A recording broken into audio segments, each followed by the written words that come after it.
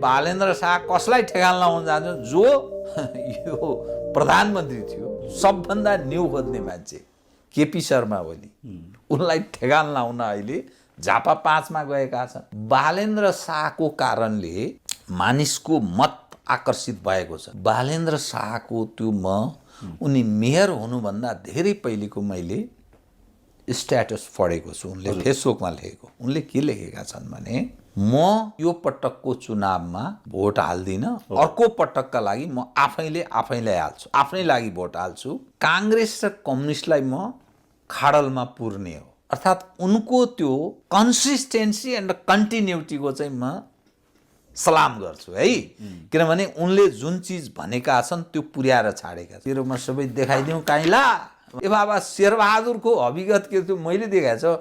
खड्गप्रसाद ओलीको मैले त्यो 46 सालमा मैले देखेको सिन्हा मङ्गल मेरो घर थियो। उताबाट खड्गप्रसाद ओली आइरा लेखेर टेम्पो चढेर त्यहाँबाट झरेर आएको।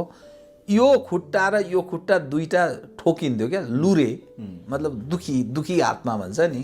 त्यो उनीहरूको अहिले आम्दानी कहाँबाट आयो थियो? मैले यही रामचन्द्र पौडेललाई देखेको लुगी लाएर घिउ बेच्दै हिँड्थे मैले देखेको भनिरहेको छु।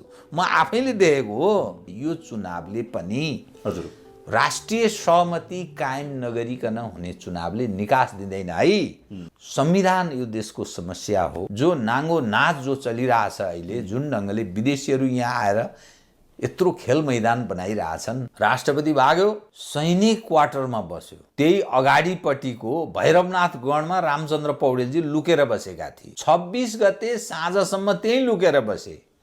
पुष्पकमल दाहाल सिंहदरबार सैनिकमा लुकेर बसे। केपी शर्मा ओली जो प्रधानमन्त्री, बहालवाला प्रधानमन्त्री, उहाँ मकवानपुर गएर सैनिकको क्याम्पभित्र लुकेर बसे। मन्त्रीहरू शिवपुरी गए।